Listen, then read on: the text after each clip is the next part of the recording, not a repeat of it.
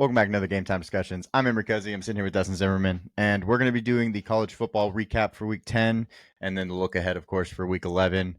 Well, let's just say there were a bunch of teams that got upset. Some of them we called, some of them we did not. Yep. Didn't know that it was going to happen this week where everybody was going to shift and change in the AP. The top teams still in the top six, all six of them are fine, but everybody past that, it's like, whoa, what happened? Undefeated teams getting beat, one-loss teams getting beat. Yeah, a bunch of at-large bids going away. Oh, yeah. No longer in the conversation. It's going to be crazy to talk about. Actually, the percentages that we talk about for the conference roundup, they have changed a ton. We'll put them both on the board so we can go back and forth between them, because that is going to be very interesting, or it is very interesting. Let me rephrase that. Just a lot of fun stuff happening, and I'm here for it. You know what I mean? Yeah, absolutely. So let me pull the Week 10 AP polls on the board. Here we go. Looking at this, pretty straightforward. One thing that I will state about this whole thing is certain teams in here did not deserve to be on this board, and we said that, and those teams are not on the new polls. So that's or at least not fun. as high as we talked about. Right. There were a couple teams we referenced. Still don't really know if this team's any good or not, or top 15 good, or top 11 good, and which there was a tie for. Yeah. And interestingly enough, they could be tied, just probably not at 11. Not anymore. Yeah. Not anymore at all. So let's talk about the recaps, because I believe at least one of them is on the recaps. Yes, Clemson here at 11 did lose to Louisville. That game, it was honestly, Clemson just kind of deserved to lose that game. They could not get anything going. Their defense couldn't hold, and it's just whole game. It was sitting there going, all right, time for Clemson to get it going. They're going to come back. Exactly. This is going to be an easy win for them. And then it just never happened. They never kicked, and this was at home too. Yeah. That's like a loss on the road to a good Louisville team. Sure. Absolutely. It happens. But to do it at home and get kind of dominated, really. Yeah. It's one of those, the score says 12 points. This was much more than a 2-possession game in terms of game control. It was 26-7 in the fourth quarter. Yeah. 2 garbage touchdowns basically out of Clemson. Louisville also scored, but I mean, it was 7-26, and it's just this Louisville. Of course, this hurts your prediction. We'll talk about that later. But Clemson, of course, is just, of course, they should be better than this. This was an embarrassing kind of game for them, especially because Louisville hadn't looked that good. We were not talking about a dominant team. No. They had lost to Miami, of course. They also lost. Well, okay. Let me rephrase this. Louisville had really good resume based on who they had lost to. They had a very good average resume. Right. I mean, they lost to SMU. Right. Good game. Yeah. Lost to Notre Dame. Good team.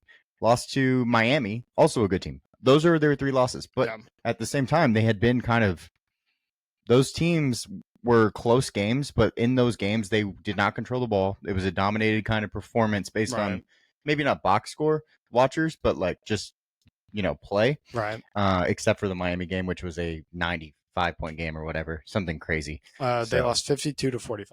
Well, there you go. So other than that game, SMU kind of controlled the game. Yep. Notre Dame kind of controlled the game, but it's like Clemson should have been the team that controlled in this game, and they could not do that. So they did lose to the Louisville Cardinal. So the other games on the board, though, the big game of the week was number 3 versus number 4, Penn State versus Ohio State. That game was kind of boring, very sicko-esque, like we talk about every week. It was the exact game they play every year. Oh, yeah. Every single year, Penn State and Ohio State have met up. James Franklin loses in a close game that he just doesn't look aggressive enough in, and poor play calling in. And then Ohio State and Ryan Day continue to succeed. Yeah, we're just going to keep bashing James Franklin until he is never the coach again at Penn State, because he just does not know how to win in games that matter. I'm not a fan of him. He's the reason they are going to be held back overall, in my opinion. 47 rushing yards here. I love this. I love this stat. This is what kind of encompasses this whole game, right? 47 rushing yards was the mark on the Penn State side of the ball. You know who ran 47 yards? Who had the most rushing yards in the game for Penn State? Wasn't it Drew? Tyler Warren. Oh, it was Tyler Warren. The tight end, Tyler Warren, had the most rushing yards in the game for Penn State. They rushed him 3 times. This is your tight end. Yeah. He's a good football player, don't get me wrong. But, like, you have 2 legit running backs in Nick Singleton and Katron Allen. Yeah. Total of 18 carries between the two of them. Could not get the ball going. But still, like, you have to use your best players. And he just doesn't like doing that. Nope. He just doesn't. I don't know, man. He's hard for me to get behind, watch, and obviously Ohio State won because they're just better at coaching, playing, all of it. More than likely, Penn State's going to win out the rest of their Right. games. And they're going to finish 11-1 and not make the Big Ten championship, and then probably play in a good bowl game, New Year's Six bowl. And we'll see what happens there with opt-outs and everything. It's Well, they'll be in the playoffs nowadays, but oh yeah, that's true. I guess they will. Yeah, they'll probably be an at-large. In the no, playoff. they'll definitely be an at-large if they're going to. In which case, they blow that too.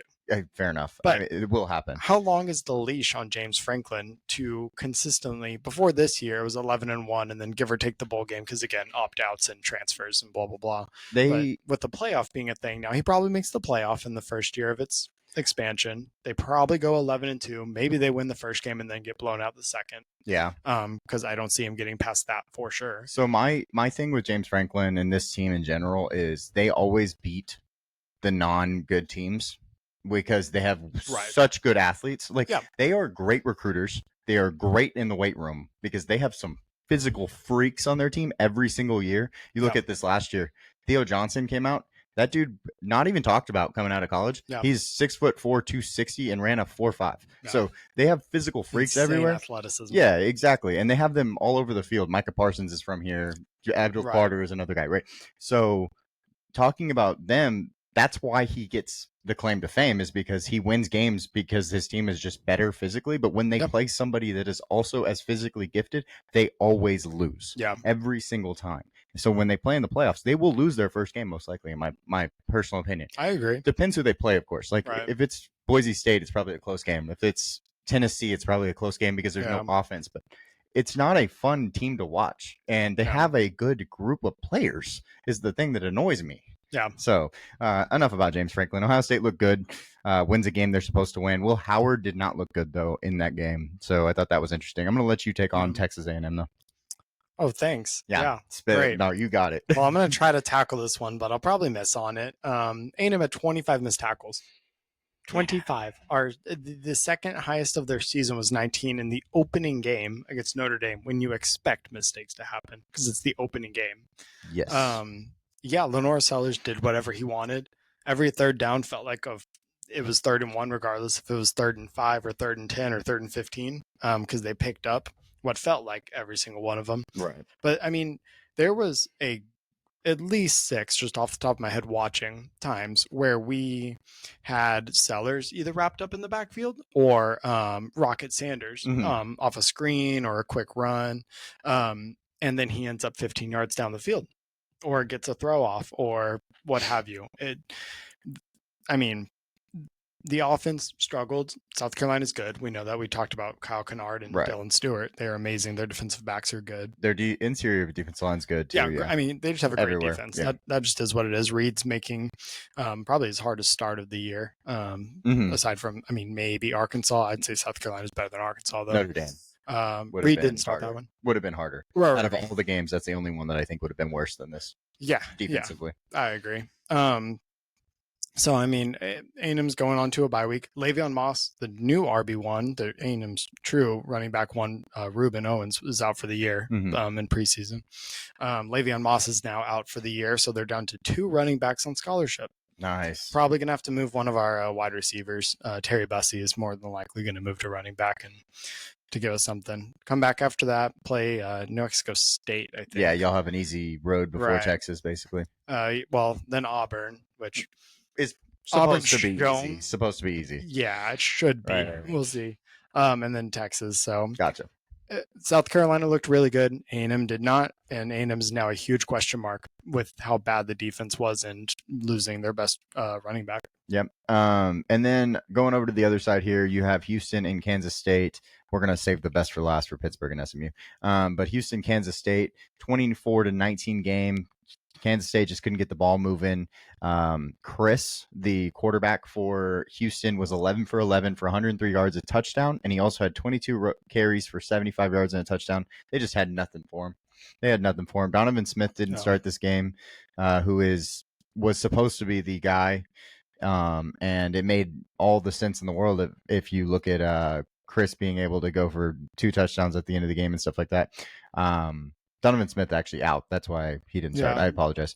Donovan Smith had 2 carries for 0 yards and a touchdown. Yes, he, I believe, was injured in the game. That's why he was not. Yeah, I didn't catch. I saw the third and fourth quarter when. Yeah. I believe he got injured in the game. That's why Zion Chris came in. And he played well, and that's why they were capable of winning this game. Avery Johnson, meh. DJ Giddens is actually the reason, in my personal opinion. They held him, and that made everything else work. 17 for 50, 1 touchdown. 2.9 average is not good for a guy that's been over 100 yards in almost every game this year. Yeah. So, Houston takes down one of the Big 12 teams that had a chance, because the fact that the Big 12 just isn't very good. Yep. ACC football, though, on the other hand, you got the SMU Mustangs against the Pitt Panthers. Oh, man, I love SMU. They're just so good at football, and it's awesome to watch, and I'm happy for them. Another Texas team doing really well. So the Pony Express is back on track. Absolutely. And I'm here for it. Dominant win here, too, against a undefeated Pitt team. I want to say it was 31-3 at halftime. It was. Yeah. Dominant Pitt win. The fourth quarter, they started to, come back slowly, but they were up by so much. Gone by then. Yeah, it doesn't matter. Pitt had, in the end of the second quarter, they had a 97.5% chance to win.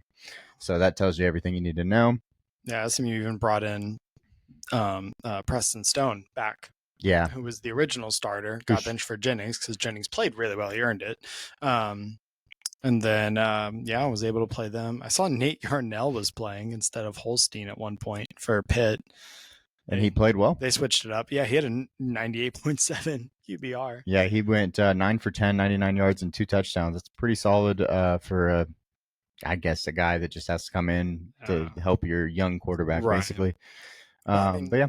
I've said last week, Pitt, I just had so many question marks about because they had played nobody. Well, that was, And then SMU did this. And Kansas State was that also, though. We didn't, Pitt, Kansas State here. We've got one more we'll talk about in a little bit. Exactly. At least one more. But all the ones that I referenced, I'm still not sure on this team last week, all went down. Yes, exactly. So let's jump to the next screen. This is the week 10 again, so you'll see the differences as we get to 11. And there you go. Look at all that movement. It's a lot of movement because a lot of teams dropped big. Lot more green than red, as you can tell. That normally means that there are just a couple teams that lost and maybe should not have, and they've dropped big amounts. So let's start off with our AP rapid fire. I'll go with Oregon. They're just good. They are good at football. Dominant team. Just going to continue until they play another team like Ohio State in the championship. Yeah, they're not playing anyone until the Big Ten championship. Could be Indiana, could be Ohio State, because we'll talk about that in a minute. That's a fun one. And then I'll let you go on Georgia. Yeah, Georgia, they did not look good against Florida. I think if Lagway doesn't get hurt, Florida wins that game. They were up 10-3 and beginning a good drive. Yes. And Lagway's hamstring gave out, and after that, it was over. How about Carson Beck only being good whenever he throws 3 picks first, and then he turns back into the Carson Beck everyone expected to see? Carson Beck's not good. It's just insane. He has to throw 3 picks, and then it's like, oh, wait, no, I'm good at football again. Carson Beck profited from the fact that there was no good quarterbacks in this class. So he got the opportunity to be considered one of the top ones. We talked about it on our recaps of fallers and risers. Mm-hmm. He was a faller because he did not secure the spot, and now there's other guys rising above him. Yep. He could be the 5th quarterback off the board, and he was considered the number 1 overall guy. So, he's just meh. I digress. Ohio State and Penn State we talked about already, but as we say, after a big game, Ohio State does go to Purdue. and then or at home, I No, believe it's against at Purdue. home. Yeah, they're Okay, hosting. at home against Purdue, even better. And then they play Indiana, so that'll be a big game. Miami moving up to 4 after Penn State loses. Penn State drops a couple spots. Right. Miami and Texas both get to move up. I think that the Miami is going to lose a game. I just don't know when. I just do not know when, but they are Unfortunately, going to might lose. not happen till the ACC championship. Yes. Part of which being so Georgia Tech, I think, has upset alert written all over them, except that Haynes King is still out. Yeah. They were decent, could at least hold on when Haynes King was playing, but since he's been out, they've just been getting dominated. So. Yeah, tough. It's a tough loss for your best player basically on offense, playing the quarterback position. So it's very tough. Texas getting to go against. I honestly don't know who Texas is going to play at quarterback for Florida. So Graham Mertz out. Lagway out. Aiden Lagway is now questionable. Oh, did he? Apparently, they've released something today that said actually he can still play. It's not as bad as they thought, even though he was carted off. So I guess an MRI maybe got done and showed it wasn't a tear or because he got up grabbing his hamstring immediately. So that becomes a much bigger question mark, just pending his status. I still think Texas wins pretty easily, but that makes it a lot different for sure. Yeah, I mean, because even if he plays, he's obviously not going to be fully healthy. You can't after a hamstring injury on a guy who runs. It's just what happens. Yeah. I agree. Texas wins big. Penn State, James Franklin still sucks. That's our note, guys. That is our note. Yeah. James Franklin can't win big games. Is all I wrote and then said next team. Tennessee their offense has been tough. They need to figure out how to get back to the original Tennessee offense that they had at the beginning of the year. Or even last year. I mean, they were fine last year. Well, the beginning of this year, Nico looked really good. He's gotten worse in every game. We talked about that prior. So I just hopefully they put too much film out there, basically, is what it sounds like, and they're going to have to try to do something different. Well, at least they learned if you just give the ball to Dylan Sampson, it works really well. Tennessee's defensive efficiency is number 1 in the country, and their offense is 42nd. That doesn't surprise me in the slightest. Gives them 9th overall, but just an insane spread for the number 9 team overall. Right. And then Indiana, dominant. Dude, they're so good. I mean, they just absolutely slapped. They're gonna beat Michigan this week by 25-30, and the spread is 14 right now. 14 last I saw. Yeah, I'm down to bet that. Yeah. Indiana is no longer on my list of is this team actually good? They're really good. And we've had conversations, me, you, and Cam, about different things like, I think there's certain teams that are going to be suspect. Like we talked about with this Iowa State team and this Clemson, not even Clemson, actually. We thought they were legit. I'm trying to think of a team that was up there that we talked about on the last slide. Kansas State. Yeah, these teams that, aren't winning aren't winning handily, winning big games and stuff like that. Right. Indiana has been dominant every game they played. Now, they don't have the resume necessarily. But no, they don't. But if they do continue to just win by 37, I don't think it matters. They're going to get into the playoffs, in my opinion. I think if they don't drop a game until the Big Ten Championship, but their strength of schedule is 103rd so far. No, yeah. Their remaining is 14th, and I don't think that takes into account the potential for Big Ten Championship, but I'm not sure. Probably not. No, I think that's regular season. To assume it can't. Yeah. So, and they play Ohio State, and that's why it's so high. Right. That game will tell us if they get in based on how the score goes, in my opinion. If it's a 30-point game, Ohio State wins by 30. I don't think Indiana's getting in. But I think that if it's a 1 touchdown or maybe a 10-point game, I still think they get in. And that game is going to be in Columbus. Yes. I'm sure game day will be there. Yes. Assuming all else holds. Probably. Yeah, I would expect it to be. Then BYU, they just, they didn't play this week. Notre Dame didn't play this week. Alabama didn't play this week. Yeah. So all those teams move up actually because of losses. But Notre Dame lost a spot, which I thought was interesting. But it's fine. They're a 1-loss team. Who cares? They're not. They don't need to worry. Yeah. And they lost the spot partially because Indiana jumping and Navy losing. Yes. Makes their resume not as good. Yeah. Well, actually, and A&M losing. And A&M losing. Yes. Louisville winning helps them though. Yeah. Boise State is good at football. Ashton Genty and what's the quarterback? Maddox. Yeah, he's also good. Yeah, he's fun to watch. Camper's good. Their receiver. Actually, you want to know what the best part about Boise State is? I'm not going to tangent. Their field. The answer is their field. No. Yes. Their defensive line. Their defensive line is amazing. Their defensive line is the number one, has the most sacks in the NCAA right now. Yeah, but on the broadcast they called it the blue zone, not the red zone. Well, that's all that matters. I guess that's all that matters. But no, their defensive line is amazing. Really good. Very good defensive line. SMU we talked about. They have a bye week this next week, which is great for them. Yeah, they earned it after that one.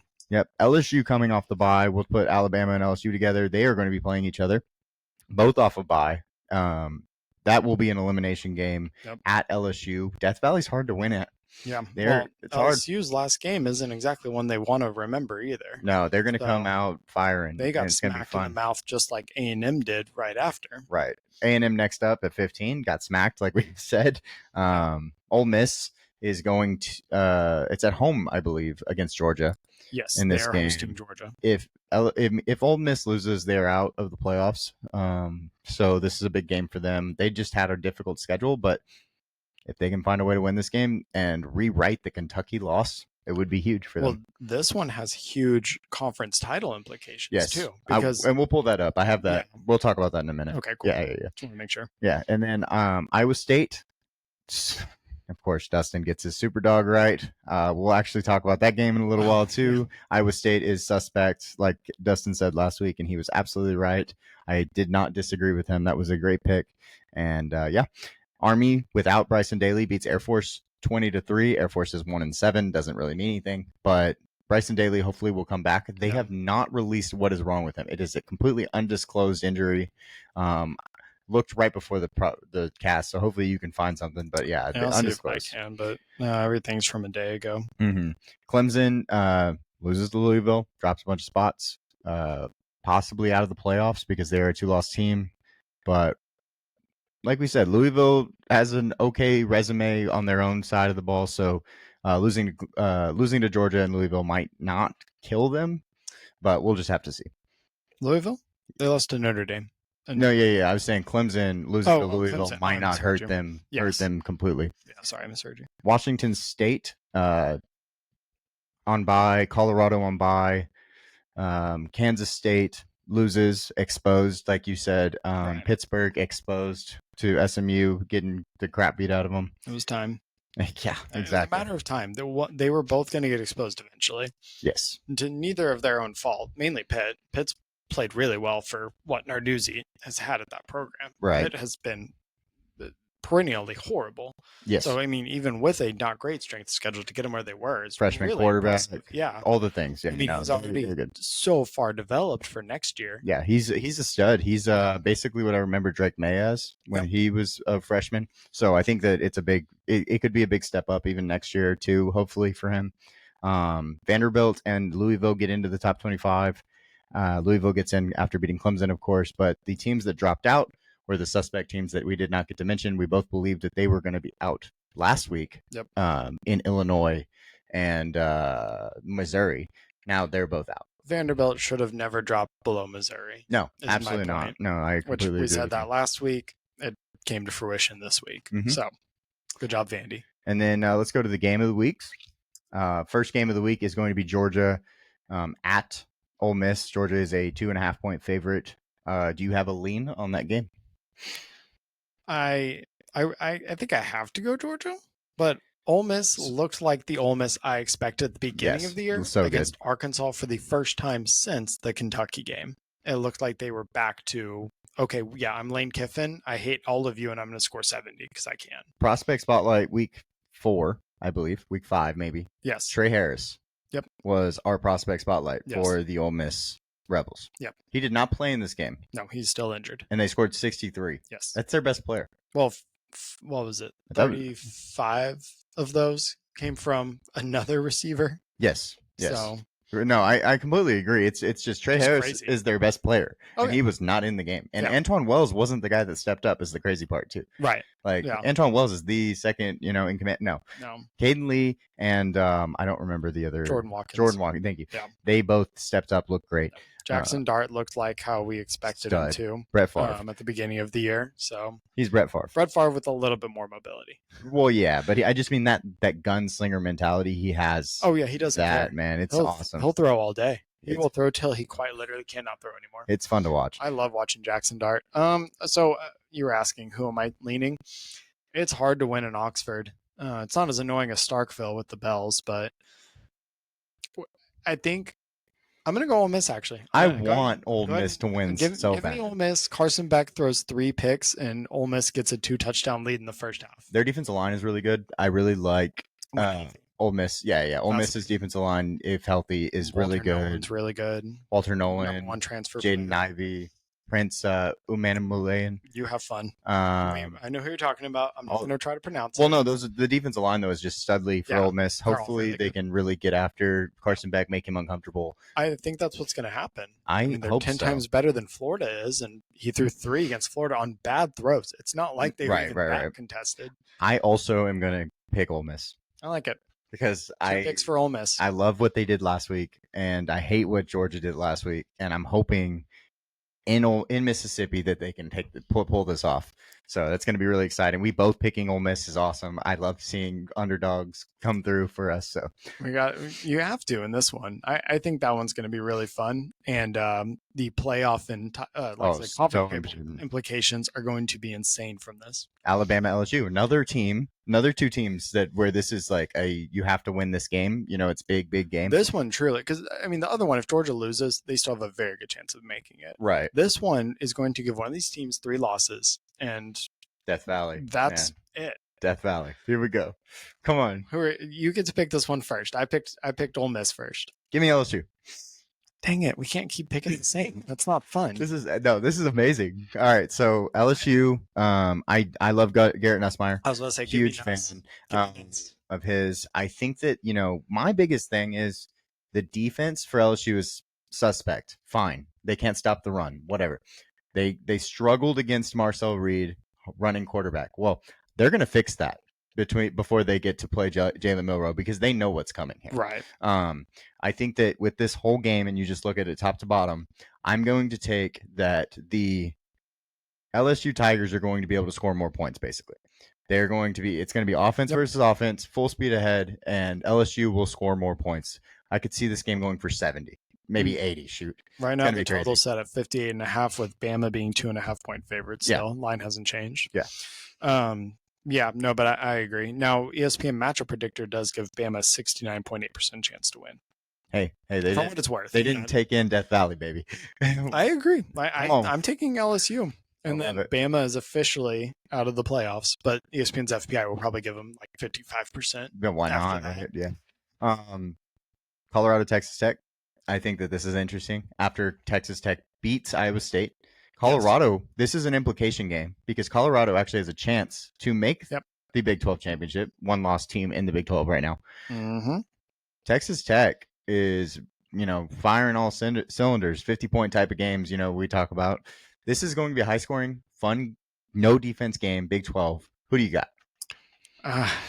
As much as this one hurts me to say, and it's nothing against the team, I do think Colorado wins this one. Yep. And I only say it hurts because of the massive amount of media exposure that gives Colorado. And I like Dion. I don't have a problem with him, really. I mean, he's kind of a jerk, but he's fun. I don't really care. You're in sports. He's such a straightforward, he's the type of coach that I think you want as a defensive player. Yeah. You're hey, I want a guy that's straightforward, wants to get after it, get in your corner, fight for you. Yeah. I feel like Dion is in the ref's ass all the time. He's 100%. One of those guys that's going to fight for you, and I'm all about that. I just think that they're overhyped in a way that of course they've won these games. They're in the Big 12 though. Yeah. And getting beat by Nebraska, terrible look. Yeah. Things like that. I just think maybe they're a little overhyped, but I think they win this game too. I'm with you for sure. I will also say I'll be the first one to say I was a hater, not a hater of Shedeur Sanders. I was a non-believer. And throughout the year, the more I've watched, the more I realize he's pretty good. He has completely, one thing for me, watching all the quarterbacks preseason, he has actually gotten better, unlike so many other quarterbacks. So that's one thing. You have to look at Cam Ward and Shadur Sanders have changed how they played and gotten better every game. Yep. While that didn't happen with Carson Beck, that doesn't happen with Quinn Ewers. Nope. So these other Quinn's guys, a whole nother story. we'll get into that a different day. That's not worth it right now. But probably next week. Expect the Quinn Ewers breakdown, assuming we see him to be, like you said, not. I'm 99% sure, but they need to play better though. Either way. So give me Colorado. Perfect. I love that. So what we're going to go into next is we're going to stop this share. I'm going to move over to our picks recap from this last week. We have done pretty well this year. We're definitely above 50%. So if you were betting with us on our spreads and stuff, we've been killing that stuff. But one thing I will say is on this recap, which there we go. Oh, that's not the right one. Let me stop that. Unless y'all want to talk about that first. Where is? I will say while you're finding that, Emery is also and Cam, have also been doing NFL spread picks. Yes. Do you want to give us an update on those off the top of your head? How this last weekend went? I don't remember all the. I know y'all do 5 each. I don't remember. Yeah, so which ones you did. Definitely hit on Minnesota 5.5. We both had Dallas winning that game, and that did not go well. Dallas is just bad, so that didn't go well. I don't remember off the top of my head all of them, but yeah, I'm 25-15, so I'm 60%. I was gonna say yours was really good. Cam's like 55%, so we're winning money. I mean, that's still it's gonna be net positive units wise. Yeah, absolutely. First game that we're going to talk about for our recap is Vandy versus Auburn. This spread was stupid. This felt easy. This felt like easy money. Yeah, Dustin was like early in the week. He was like, "Hey, I think Vandy Auburn is the first one I want immediately because of the fact that I think it was 3.5 I think it was 7. Scroll down. It'll be on the left. Yeah, 7.5. 7.5. Yeah, Sorry, I was like, "There's no way." To Auburn. Yeah. No. That's what I meant. Is there's no way. Regardless, I think Vanderbilt's going to win. Money line on that one, right? Kind of thing. That's how this looks at the end of the day. If it was not my dedicated spread pick, right? Then yes, if I was actually betting on it, I would have taken moneyline Vandy because there was no way they were losing to Auburn. Look at this, especially by 7.5. Predicted to lose at the beginning of the game, 65% to Auburn. Yeah. That's crazy. Y'all are absolutely insane, Vegas. Yeah. Someone took that and is sad because they just didn't realize what was going on. At some point, people have to accept Vandy is not the Vandy of the last 20 years. They are actually a decent team. They're good. They're good at football, man. Then the next game is going to be a heartbreaker for Dustin. We talked about it earlier. Texas A&M Aggies. Missed on this one a little bit. I was so surprised when you told me you were going to bet your own team. I was like, I rarely do it. But every analyst pick and everything I was watching were on the same page. And South Carolina is pretty good. And they showed that. When you miss 25 tackles, it's hard to stop an offense. I thought more than anything, the fact that if you look up there, it's 20-20 at halftime. Yeah. And A&M had the lead in the second quarter.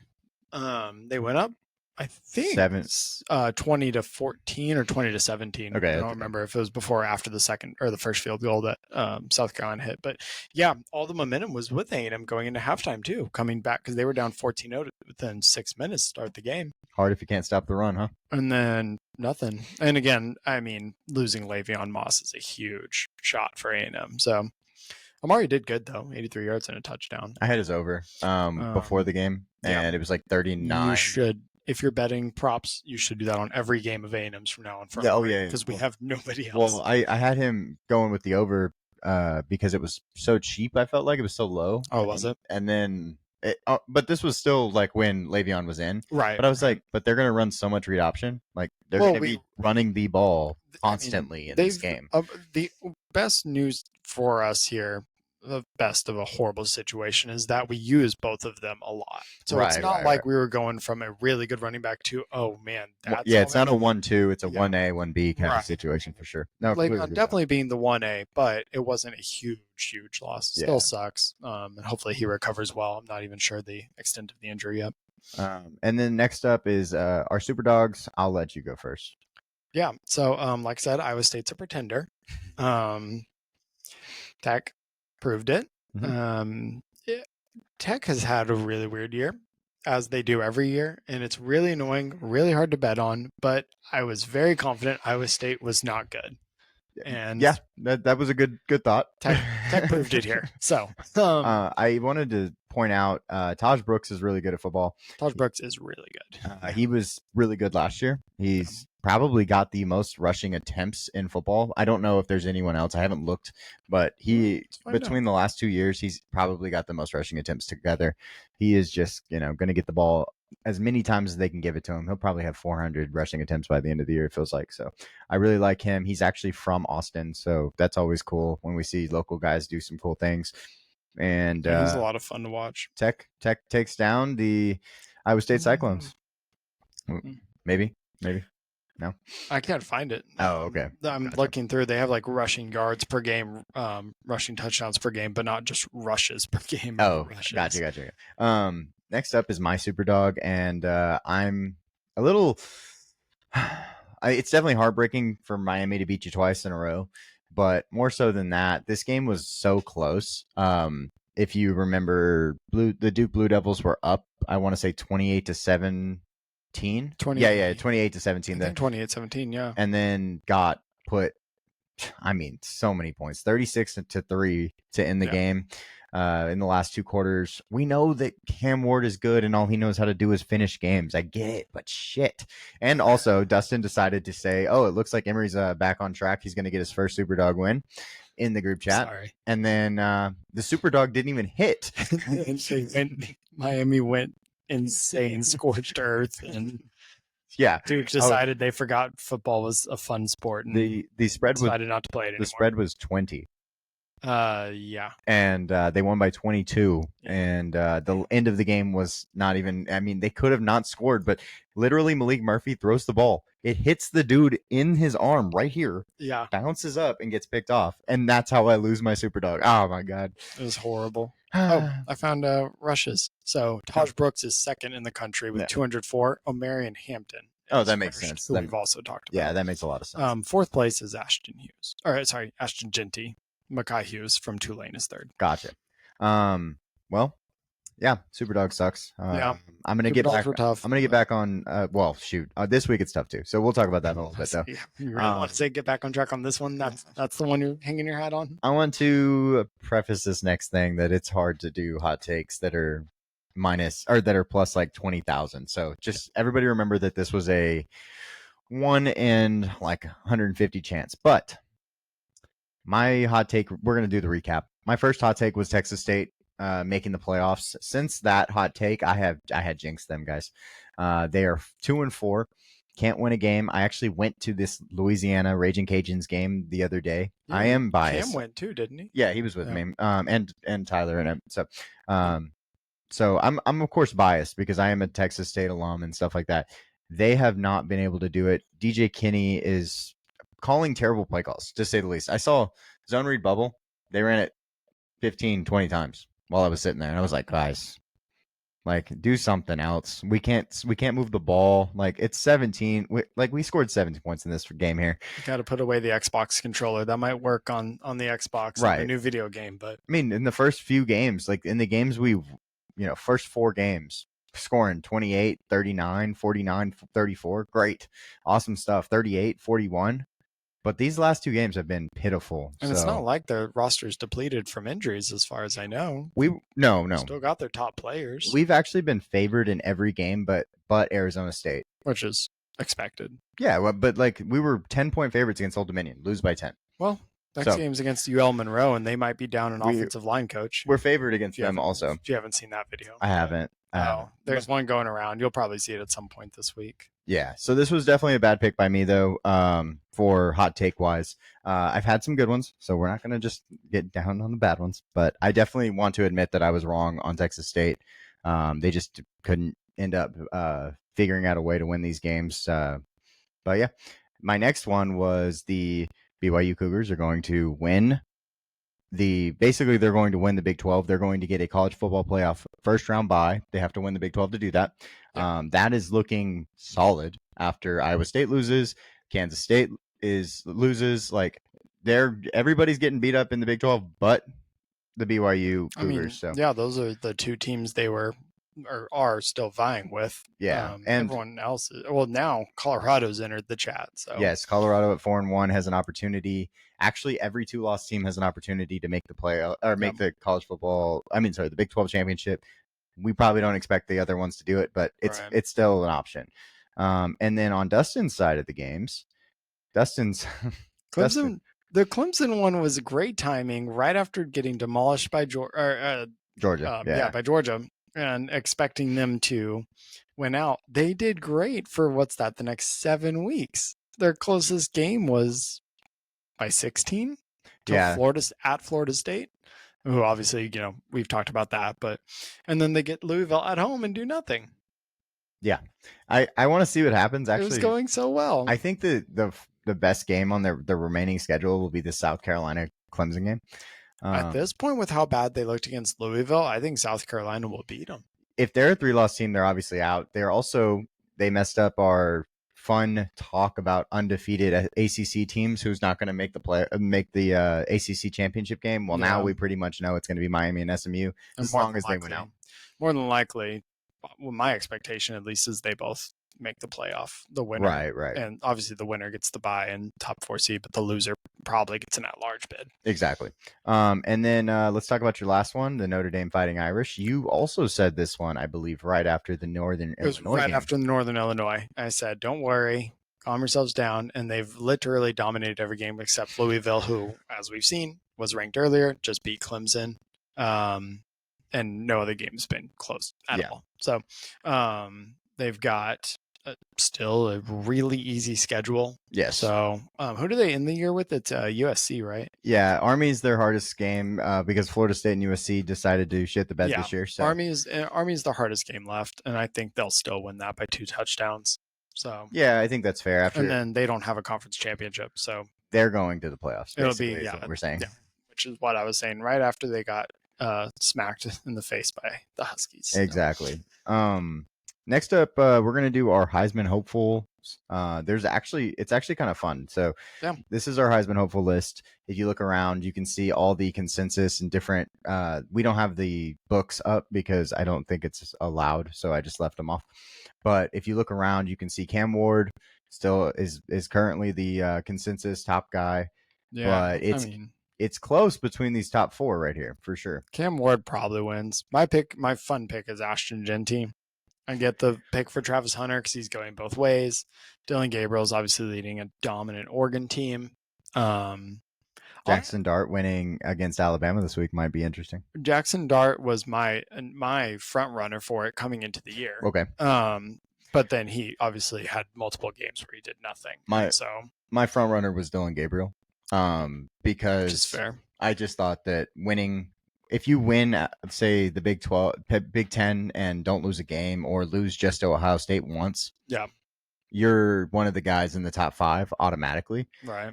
He's older, and I thought that he has great receivers around him. Evan Stewart is the 3rd best receiver that is on the team, and he's one of the better receivers in the NCAA. Yeah. So Tez Johnson, Evan Stewart, and Horton. Then he also has a really good tight end, good running back in Jordan James, great O-line. Like, he had all the pieces. Yeah, so I was like, you just have to get the ball to the right places, and your stats are going to explode. That's what's happening, and that's why he's top 4. Yep. And that's why I had him as my front runner. Me and Cam actually talked about it because we don't actually see him being anything at the NFL level probably, but winning a Heisman always helps your draft stock in general, especially when all the other quarterbacks suck. Yeah. So he has a chance to possibly go in the top 3 rounds. And so that's huge for him because he's older and things like that. So that will improve his draft stock, like I'm trying to say. So quickly, shout out Curtis Rourke, Indiana QB, for even making this list when I had no idea who he was coming into the year. He's killing it. Absolutely killing it. So I'm excited to see if they beat Ohio State. He jumps a huge amount. If they beat Ohio State, Curtis Rourke is going to practice his posing. It's going to be awesome. It's going to happen because the committee will 100% go, whoa. Who's this guy? Yeah. Yeah, for sure. No, I get it. You were good, but you just beat Ohio State on the road too, is what that would mean. Definitely And interesting. Kurt Cignetti has essentially locked up Coach of the Year. So if you're betting on Coach of the Year futures, please just pick Kurt Cignetti. Yeah, it's almost minus money at this point, Brendan. Yeah, I would assume actually he does have a large lead. Yeah, I'm bet. The next thing we're going to do is the conference roundup post week 10. As you can see on the board, some teams that have shifted. Well, let me show you post week 9. So as you can see, these teams have not moved.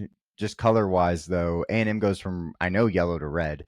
Alabama, I believe, gets boosted because of this A&M loss or things like that. So if you just look over, Clemson, big red. Yeah, Pittsburgh, all the way down to 7. big red. I mean, not 11.4. good. A&M going down to the red down here, but there's some teams here that still they don't control their destiny necessarily, but like they have a big chance to help themselves. Yep. That's Ole Miss. Tennessee gets to play Georgia in 2 weeks, I believe. So that'll be a game that helps them decide if they're going to get in. Texas has to play A&M. So there's a lot of stuff that's still going to happen in the SEC to kind of play itself out. But I think all of these numbers are really fun to look at just based on how they've changed since last week. Yeah, I mean the ones that really control their destiny right now are A&M and Texas, and they are on a collision course for deciding who gets into the conference championship game. Yep.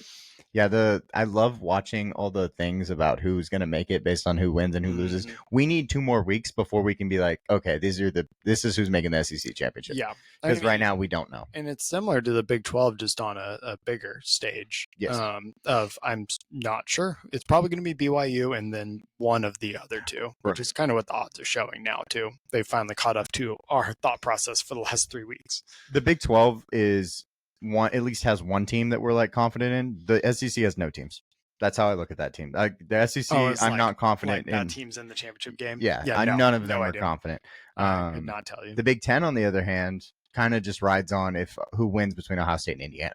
So that's easy to know. It's going to be Oregon versus the winner of that. Right. So that's at least good to know. We know that much. Yeah. For the Big 10, that'll help us decide who we think is because we're going to redo our playoff predictions. Obviously, things have changed. We both had Clemson winning out on the ACC side, so that didn't happen. Yeah, I don't think they're going to be a top 4 seed. There's actually a 2.4% chance that happens. I don't think so. And then the non-Power 4 teams, there's only 5 left that we can talk about. Colorado apparently is now non-Power 4. What happened there? Oh, yeah, I just threw them down there. Okay. It was I meant to change that to other teams to just I wanted to talk about. Gotcha. Yeah, they can be under the Big 12 heading, obviously, because their chance at winning the conference, I'll pull that up. It's probably like 2.5 really or something. Low. Yeah. So they'd essentially be getting in on a at large. It's actually 20% to win the conference. They jumped up a lot. They're above Kansas State there then. Notre Dame, Boise State, really high in the green. Army basically controls their own destiny, which is awesome. I love seeing that from teams that aren't in the Power 4. And then Tulane has to get some help. They're a 2-loss team, so they really need some help if they're going to get in. Yeah. Colorado, though, like you said, they should be up here and 20% is higher than this Kansas State team. So that's a fun thing to look at. Yeah, I didn't realize they jumped up that much. Who does Colorado have left on their schedule? Their schedule, I don't believe is that difficult. I believe they play Tech is the most difficult game they have. Yeah, the Tech one, and then Utah, Kansas, and Oklahoma State. So there's no reason, theoretically, they shouldn't win out. Right. They're just not in control of their own destiny there, and they have to wait for everyone else. Next up, we're going to do winners and losers. Winners, first thing we're going to talk about is this SEC craziness. We don't know who's going to make this is a winner. For us, it is Bama and Texas not playing this week, and then also Tennessee actually winning their game. Not impressively. No, but they won. They won. Because if you look up here, there are 5 1-loss teams and then 3 2-loss teams. All of these teams are vying for a spot in the SEC championship game. All of them have opportunities and chances, some of them worse than others. But if you look at it, it's like, okay, they're all ranked. All of them are ranked.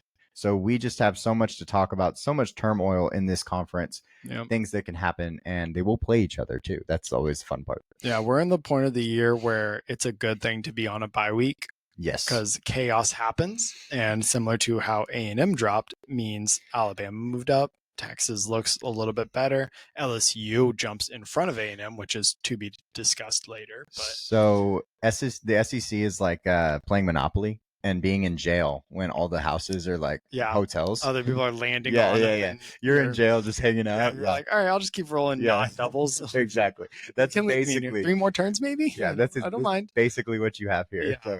So, I didn't even think about that until right now because we played Monopoly not too long ago with our friend group, and I was happy to be in jail for a little while. Sometimes you got to win bye week. Oh, Winning absolutely. bye week is one of the nicest weeks you can have. Oh, for sure. And then next up, we're going to talk about this Indiana team.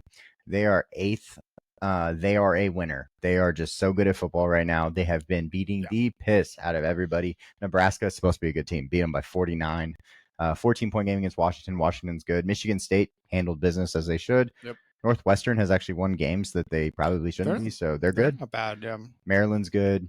And then we have some scrubs, but that's okay. I mean, as you can see, their schedule isn't hard, but they're winning games like they should, and they're good at football. I mean, I don't see a 1-possession game on there. No, I think this was the first week all year they trailed. They were down 10-0 and then routed off 47 straight too. So, hey, Curtis O'Rourke had to come back and be comfy. Guy's insane. I think that means Army is the only team not to trail all year. I did not know that. Yeah, actually, that's cool. I think coming into last week it was just Army and Indiana. Okay. And since Indiana went down early, I think it just leaves Army now. Okay. And then we're gonna do the fun Big 12 carousel because basically BYU and then everybody that's a 2-loss team. So 1, 2, 3, 4, 5, 8 teams that are at least less than 2 losses. All these teams have a chance to make the damn Big 12 championship, just like the SEC. And they're not all ranked, but the teams that are ranked have been suspect. You saw Kansas State lose. You saw Iowa State lose to teams that are farther down the list. Texas Tech didn't even get in the top 25 because they're a 3-loss team. But so much good stuff can happen in this conference. I mean, the biggest loser here part though is they likely maybe get one at-large bid. Right. This is a loser. Because they all beat each other up to the point where they now lack the benefit of beating each other up like the SEC does. Right. Where they just all end up ranked and carrying each other up. They did the exact opposite and lost to the wrong ones and all brought each other down. Resume is not good here. No, BYU essentially, like we said, they have to win the conference championship to get in. At this point, I don't know if they lose one game, say the conference championship. I think they're in. They're probably the one team here. No matter if they finish the regular season undefeated and lose the conference championship, assuming it's not a 30-point blowout, where they can be at large. But I think if any other team loses to them in the conference championship, Big 12 ends up being a 1-bid conference. It's a 59.7% chance that they get in. I'm expecting them to probably be adjusting for about 0.8 of a loss. Yeah. So give or take. But yes, I think the championship will matter no matter what. And then we're going to do our super dogs, and I'll let Dustin go first with his super dog. I will let you explain super dogs this week too. So super dogs is where you take a team that is at least, I think we do the criteria of 10 plus 10. Yeah. Some do 5, some do others. We use plus 10. We are saying that they will cover the spread. We are not saying they're going to outright win. If they do, sweet, we'll talk about it and you feel some pride. But the whole point is that we think they will cover the spread. Right. So Mississippi State, they are my super dog of the week. They are 23.5-point underdogs to Tennessee. The reason I'm picking them is because Van Buren has only improved every game. He was not good at first, struggled against Texas, has slowly improved. They have 10-point losses to A&M and Georgia.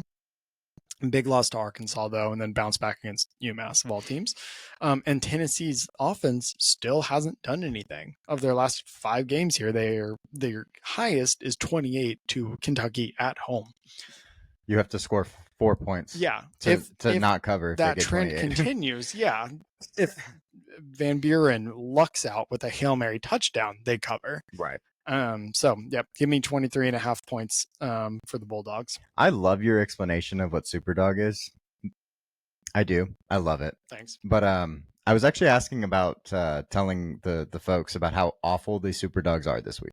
Because basically There are no good super Well, dogs on the board, is what I was going at. And contrary to my excellent explanation of what superdogs are, superdog selections this week suck. Yeah, no, it's awful. So it took me a good hour of going between different games, looking at analysis, and going, well, this one's the one that maybe I can pull off. And me, then I love what happened here because on my I'll pull my super dog up so y'all can see it. I'm actually taking the Ball State Cardinals at plus 11.5, and the reason I'm picking them is because they play on Tuesday night, which is in an hour basically from what you being able to watch this if you watch this right as it comes out. Yes, we are filming on Monday. This releases right before kickoff, I guess. Yeah, 4:00 on Tuesday basically. So I'm taking them because Tuesday games are impossible and good teams lose on Tuesday because Tuesday games should not happen. You go from a Saturday game to a Tuesday game, or you go an 8-day game to a Tuesday. Tuesday feels weird. You should not play on a Tuesday. It's just weird. Thursday, Friday, Saturday, Sunday are the only games I think are reasonable. You play on Monday in the NFL because they're professionals. This is not a professional team. This is the Miami Redhawks. Yeah. So I'm taking Ball State. I actually decided this 10 minutes before we started this show because of the other teams that I would have had to pick through. This is not a confident pick. Do not put this in your parlays. I would put it in. Maybe if you wanted to play a spread, that's fine. But this is not a confident pick. I'm just excited to get a little Ball State Cardinal on a Tuesday night, something that I can watch and enjoy because I love betting my games that I watch. Yeah. They're more fun that way, but it's not a confident pick at all. So y'all just know that for now. But it's a fun one if it hits. Oh, it's so much fun. Yeah, absolutely. But yeah, that's everything we've got for y'all today. Let me stop the share. All right. Appreciate y'all hanging out with us. We love doing this stuff. We had way too many segments today, and we were pushing through it, but it was still fun. There was just a lot to talk about. With as many losses as we saw this week, there was just a ton to talk about, which makes it a lot of fun, but also runs over time sometimes. Yeah, it happens.